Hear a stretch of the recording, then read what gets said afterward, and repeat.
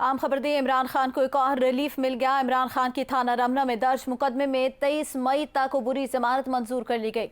इस्ताद दहशतगर्दी अदालत इस्लामाबाद ने इमरान खान की जमानत मंजूर की है। आम खबर आपको दें, इमरान खान को एक और रिलीफ मिल गया। इमरान खान की थाना रमना में दर्ज मुकदमे में 23 मई तक अबूरी जमानत मंजूर कर ली गई। जमान मोगल से मजीद जानते हैं। जी जमान, अपडेट कीजिएगा।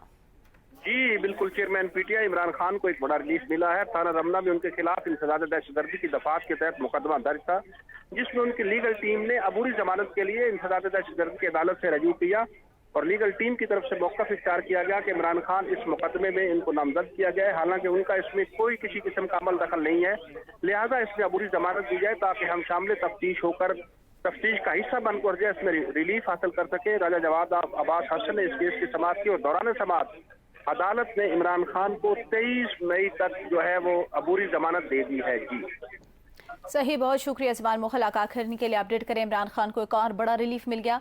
थाना रमना में दर्ज मुकदमे में 23 मई तक अबूरी जमानत मंजूर कर ली गई है।